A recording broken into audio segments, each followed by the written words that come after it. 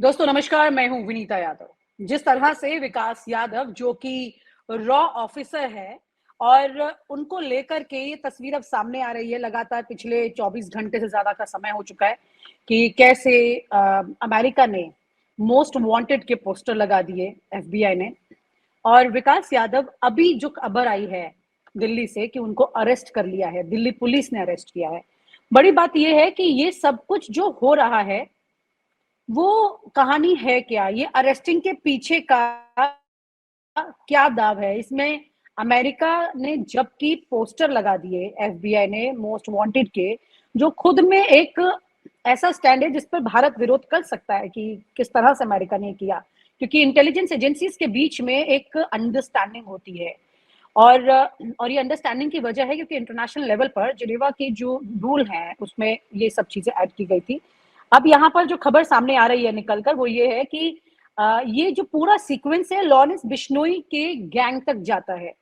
जो कुछ भी हुआ जिसके बारे में हम पहले भी कल भी चर्चा कर चुके हैं, लेकिन आज विकास यादव के अरेस्टिंग किस तरह से यहाँ पर काउंट की जाएगी और भारत की तरफ से इस पर क्या स्टैंड लेना चाहिए था या यही स्टैंड उन्होंने लिया है। बात करते हैं सीनियर जर्नलिस्ट आनंद सर से। आनंद सहाय जी हमारे साथ जुड़ गए हैं, उन्हीं के साथ चर्चा करते हुए इस बात को आगे बढ़ाएंगे।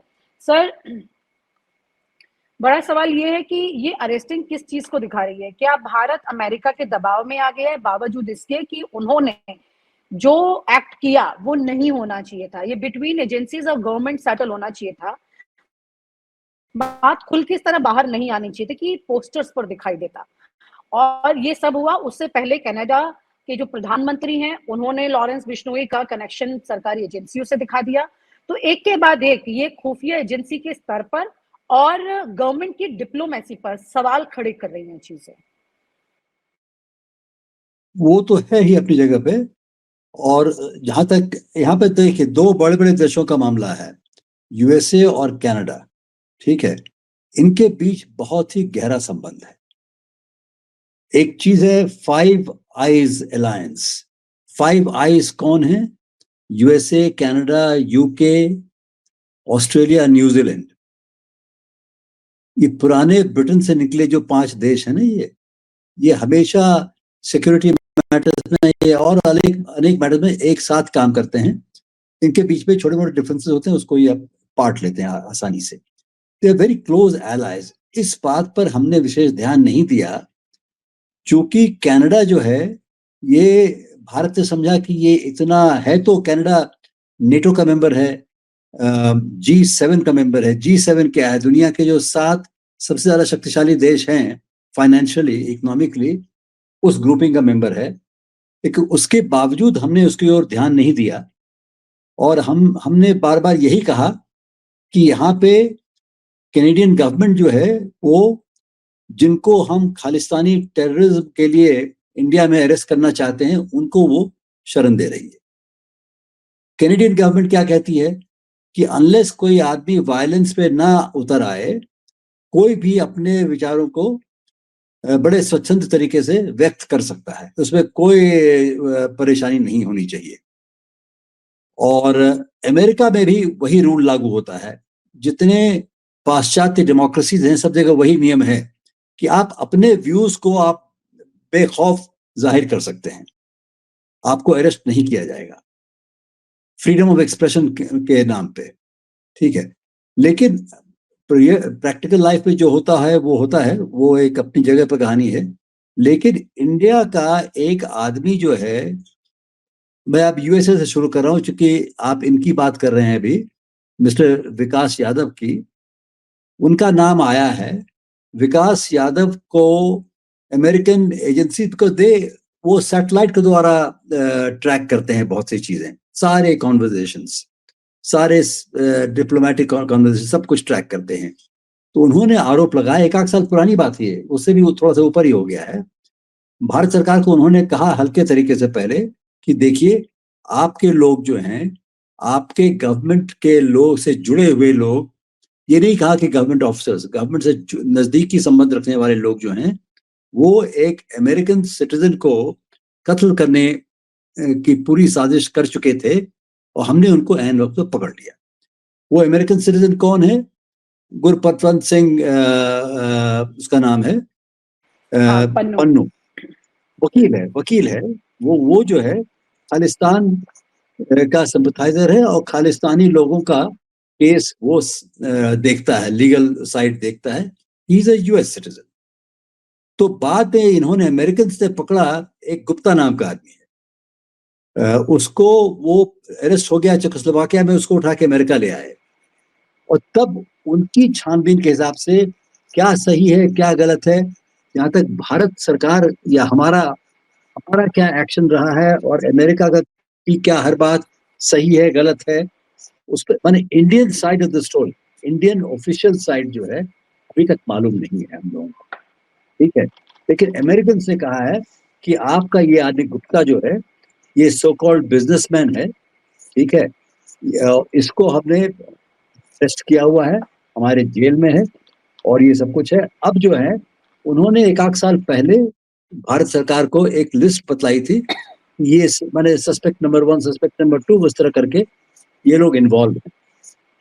और उसके बाद उन्हीं लोगों ने, अमेरिका और इनकी आपस में कोऑर्डिनेशन हुई है और उस कोऑर्डिनेशन के तहत ये कहा गया है कि होम मिनिस्टर ऑफ इंडिया जो है उनके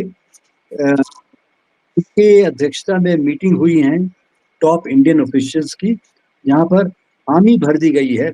ये नहीं मुंह खोल के कहा है कि उन्होंने ऑर्डर किया है, हामी भर दी गई किस बात के लिए कि पन्नू को एलिमिनेट करो, खालिस्तानियों को कनाडा से उठा लाओ और एलिमिनेशन शुरू करो, वहां भी एक पूरा अभियान चलाओ इस तरह का कि जो काम भारत सरकार, चूंकि वो वहां से आ नहीं रहे हैं कनाडा से या यूएसए से, तो अभी जाकर कि जबकि कनाडा की गवर्नमेंट ने इतना कड़ा रुख अपना लिया, उन्होंने हमारे डिप्लोमेट्स को एक्सपेल किया, हमने उनको किया, बहुत हाई लेवल हाई पिच पे मामला जब चला गया तो हमारी सरकार ने सिर्फ एक बयान दिया है थ्रू एक्सटर्नल पब्लिसिटी, वो ये है कि हमारे 24-25 रिक्वेस्ट जो हैं कनाडा से एक्सट्रेडिशन के लिए, माने वहां पे कोई आदमी है वो इंडियन लॉ के निगाह में बहुत गलत काम कर रहा है, टेररिज्म का काम कर रहा है, ऐसा काम कर रहा है, इसको आप हमारे पास भेजिए।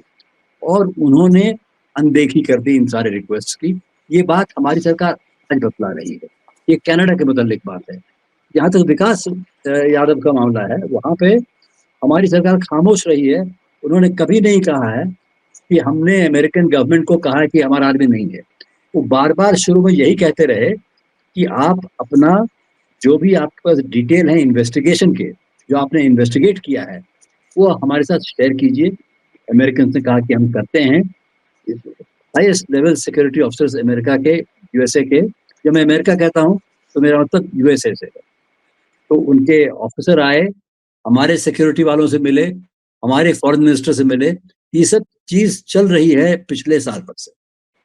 और फाइनली जाकर के भारत सरकार ने एक्सेप्ट किया, जिसको अमेरिकन CC1 कहते हैं, CC1 इज विकास यादव जी, कि उन्होंने इंस्ट्रक्शन दिए थे मिस्टर गुप्ता को कि भाई किसी को, और विकास यादव को फाइनली इन्होंने जो पकड़ा है, अमेरिकन पकड़ा नहीं है, उसके लिए पोस्टर निकाला गया है कि he is hired to kill, वो लिखा हुआ है उस पोस्टर पे। तो उसको पकड़, तो ये पता चला है जी कि मिस्टर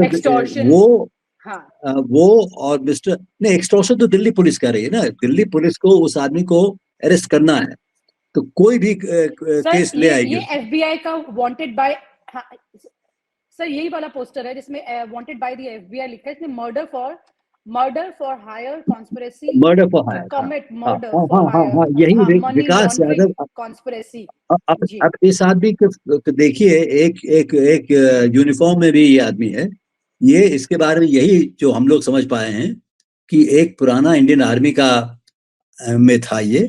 उसके बाद आपको पता है कि इंडियन आर्मी से या पैरामिलिट्री फोर्सेस से या इंडियन IPS से या और भी अनेक विभाग है, वहां से लोग रॉ में जाते हैं, तो ये रॉ में चले गए थे। और रॉ में अब भारत की ओर से कोई भी सफाई नहीं दी गई है, कोई भी पिक्चर बतलाया नहीं गया, ना तो इंडियन मीडिया को या किसी और को, कि हमारा कोई रोल है या नहीं है। अगर है तो क्या है। और जो हमारे लोगों ने इतना गड़बड़ किया कि अमेरिका में जाके मिस्टर गुप्ता, इनको कुछ पैसे वैसे दिए गए थे कि जाके कोई हायर्ड किलर को पकड़ो जो कि मिस्टर पन्नू को उड़ा दे वहां पे। वो बंदा जो है जिसको पकड़ा इन्होंने कि पैसे लो और काम करो, वो सीआईए का आदमी निकला। ठीक है, कि सीआईए भी यही सब करती है तो कई देशों में, इसको हमें नहीं भूलना चाहिए। बिल्कुल सीआईए वगैरह जो है, मोसाद, सीआईए रूटीनली ये काम करते हैं, दूसरे देशों में जाके उन्हीं को, नागरिकों को मारते हैं या दूसरे देशों की किसी और को मार देते हैं। ये बड़ी खुले तरह से करते हैं। लेकिन अपने लोगों ने ये समझा कि हम भी बड़े भारी सुपर पावर बन चुके हैं, ठीक है, तो हम जो जी चाहे कर लेंगे दुनिया में कहीं भी। और अमेरिका ने एक्शन लिया तो उसके सामने झुक गए, और कनाडा ने उसी तरह का एक्शन लिया, सख्ती दिखलाई, तो उसके ऊपर हमने हावी होने की कोशिश की। अब मालूम पड़ रहा है कि यूएसए और कनाडा जो हैं एक साथ मिले हुए हैं इस पूरे मामले पे, कि सिख नेशनल हो, टेररिस्ट हो, चाहे कुछ भी हो, वहां का सिटीजन अगर है, वो बाध्य है उनकी सरकार कि उनके सिटीजन पर कोई कोई वायलेंस करे बाहर का आदमी आकर के, वो बर्दाश्त नहीं होगा, उसके ऊपर बड़ा हंगामा हो जाएगा उन देशों में। तो हमारे यहाँ है कि कत्ल मौत होती रहती, कोई पूछता नहीं, कि वहाँ ऐसा नहीं है। अब हम यही चाहते हैं कि उन्होंने, एफबीआई ने एक इन्वेस्टिगेशन के तहत वो निकाला है, उन्होंने एक बाकायदा इन्वेस्टिगेशन किया है और हमारी सरकार को बतलाया है ये हमारा इन्वेस्टिगेशन है। और मिस्टर विकास यादव को वो एक तरह से सस्पेक्ट नंबर 1 मान रहे हैं। और ये इनको अगर सुपुर्द किया जाएगा अमेरिका को, भारत सरकार कर देगी, तो फौरन वो अरेस्ट हो जाएंगे। उसके बाद जो केस उनका लीगल सिस्टम में चलता है वो चलेगा, फिर ये जेल जाएंगे, क्या होगा ये सब मुझे नहीं मालूम, ये अमेरिकन लॉ के कोई जानकार बतला पाएंगे आपको।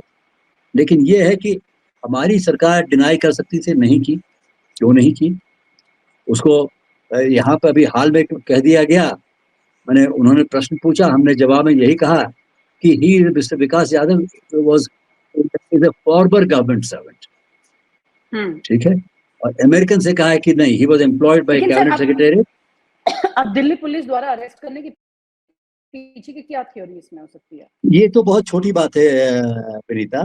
दिल्ली पुलिस या हरियाणा या यूपी पुलिस केंद्र के कहने पे किसी को, आपको हमको पकड़ सकती है, ये कह के ये चार्ज है। चार्ज झूठा है, अक्सर इन केसों में ये है।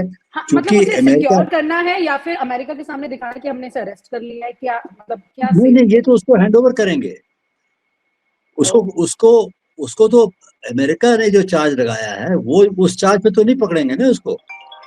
इनके पास वो चार्ज नहीं है, इन्होंने वो चार्ज नहीं लगाया है। तो दिल्ली पुलिस या किसी भी स्टेट की पुलिस तो आए दिन करती रहती है, किसी बंदे को उठा लो, उसके ऊपर कुछ भी ठोक लगा दो चार्ज, जो कन्वीनियंट लगे उस समय।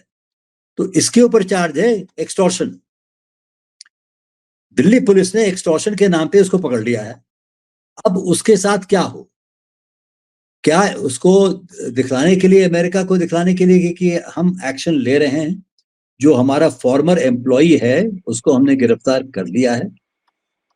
अब उसके ऊपर कोई डिस्कशन हो गया, नेगोशिएशन हो गया, तो हम नहीं जानते। लेकिन अमेरिकन डिमांड ये है कि आप उसको हैंड ओवर कीजिए, क्योंकि एफबीआई पोस्टर निकाल के पब्लिक में जब निकालती है, इसका मतलब we want to arrest this person for this crime. मतलब इसका तो टसल इज देयर, नो? किसके बीच?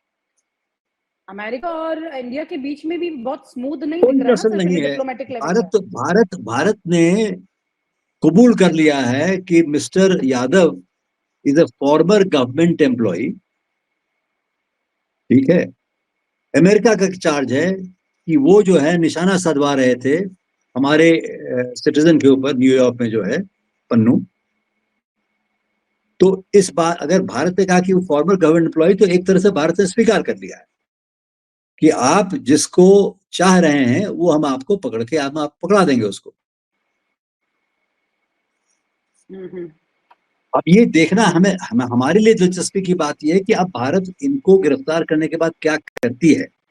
लॉजिकल स्टेप होगा कि ये हैंड ओवर कर देगी यूएसए को। अगर हैंड ओवर करती है तो फिर वो यूएस लॉ के अधीन चले जाएंगे, सीधी बात है। तो क्या उससे बचने का कोई रास्ता है? तो अभी तक पिछले पूरे 1 साल में यूएसए और इंडिया कितने राउंड्स डिस्कशन कर चुके हैं इस विषय पर। अभी तक इन्होंने कोई इनफॉर्मल कंक्लूजन पर क्यों नहीं पहुंचे कि ठीक है चलिए हम एक्सेप्ट कर लेते हैं, अगर हमने एक्सेप्ट किया तो इसको एक तो पब्लिक नहीं किया जाएगा और ये होगा, और हम आपको कोई पनिशमेंट, हम उसको जेल में उठा के अपने ही जेल में डाल देंगे कुछ समय के लिए, किसी भी चार्ज के ऊपर पकड़ लेंगे हम उसको। वो तो हो सकता था, लेकिन जब एफबीआई ने निकाल दिया है कि वांटेड वहां पे, that is something serious. That means कि FBI wants him to be handed over. अब ये देखना है कि भारत सरकार इस फॉर्मर एम्प्लॉय को हैंड ओवर करेगी कि नहीं। वो तो अपने डिफेंस में यही कहेगा। और आप हमसे जुड़े रहने के लिए सब्सक्राइब करें YouTube पर, फॉलो करें Twitter पर और लाइक करें Facebook पर। और ज्यादा जानकारी के लिए आपको टाइप करना होगा सिर्फ न्यूज़ नशा।